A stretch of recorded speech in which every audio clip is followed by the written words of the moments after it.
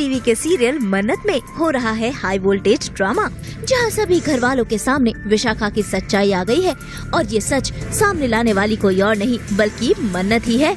ऐसे में धैर्य ने भी मन्नत का साथ दिया था और अब धैर्य देखिए खुद ही अपनी माँ को खरी खोटी सुना रहा है, क्योंकि अपनी माँ का असली चेहरा जो उसके सामने आ गया है। मान लीजिए इन लोगों की बात, वरना आज मैं अपने फर्ज के आगे किसी की नहीं सुनूंगा, किसी और को नहीं चुनूंगा। बदकिस्मती से ना मुझे आपको बहुत कड़ी लगा कर यहाँ से ले जाना पड़ेगा। तू मुझे अस्करी पहनाएगा, अपनी माँ को गिरफ्तार करेगा तू धैर्य। तुझे समझ में क्यों नहीं आ रहा? इन लोगों की बात सुन रहे हो, समझ रहे ये लोग तेरे बदले मेरे खिलाफ जहर घोल रहे हैं। इन्होंने मुझे, मेरे अमन को तो पहले मुझसे छीन लिया और अब तुझे भी मेरे खिलाफ करे। क्यों नहीं समझ रहे तू? तेरे जरा सोच, अगर मैंने इन लोगों की शर्त मान ली ना तो विक्रांत को कभी भी अपनी असली पहचान नहीं पता चलेगी। मैंने अपनी छुट्टी भाई को सच नहीं बोला, लेकिन किस मुंह से उसको ये बोलूं कि तेरी माँ ने तुझे बचपन में ही सौदा कर दिया। दुनिया दुख दे ना, दुनिया धोखा दे, बर्दाश्त हो जाता है। दुनिया में लाने वाली अपनी माँ धोखा देना सांस लेना मुश्किल हो जाता है, जैसे मेरे लिए हो रहा है। ऐसे में धैर्य और विशाखा के बीच मल्ला आती है, लेकिन देखिए कैसे मन्नत मल्ला को बराबर से सबक सिखाती है और मल्ला की बोलती बंद कर देती है। मुझे विश्वास होना बंद हो गया कि आप ऐसा कर सकती हैं मेरे साथ। धैर्य, मेरी बात सुनो प्लीज। धैर्य सुनो, मैं नहीं जानती मन्नत ने तुमसे क्या कहा है, पर मैं तुम्हें सच बताती हूँ। मेरी बात शट अप। तुम चुप कर मन्नत प्लीज। धैर्य मेरी बात का यकीन कर। चुप कर मन्नत। तू चुप नहीं होगी ना? चल मैं नीचे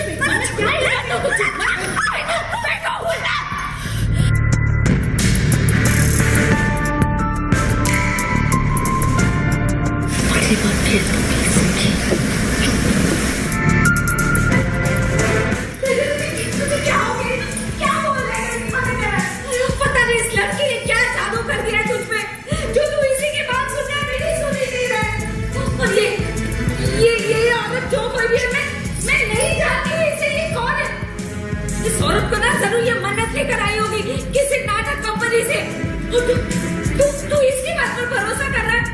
अरे ये लोग तो चाहते हैं कि हमारा अमन हमारे पास वापस नहीं आए।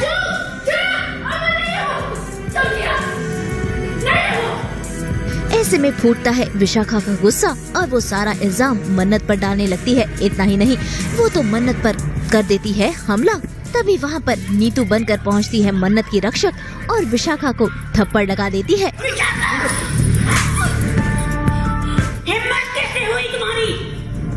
मेरी बेटी को हाथ लगाने की कैसे हो हिम्मत?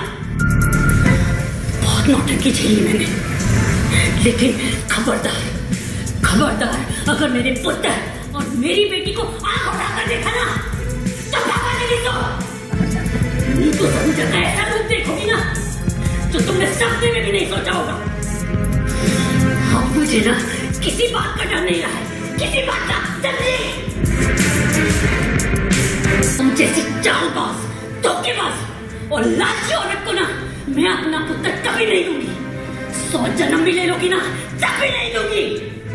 ऐसे में अब नीतू और रोनी का गुस्सा विशाखा पर बरस पड़ा है और वो उसे खूब खरी खोटी सुनाते हैं। माना कि हम दोनों को पूरा सच पता नहीं था, लेकिन तुम तो जानती थी ना, तो किस हक से तुम हमारे घर में आके हमें गुनहगार साबित करने की कोशिश कर रही थी? बोलो।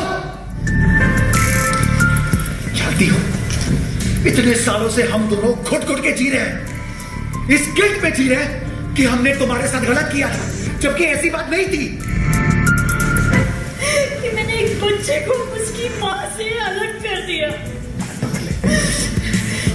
लेकिन अपना कुछ भी पछतावा नहीं है, कुछ भी रस्सी पर भी नहीं, क्योंकि तुम जैसी औरत ना, अगर मैं विक्रांत को अपने साथ नहीं ले जाती तो पैसा के लिए उसे किसी और को भेज देती।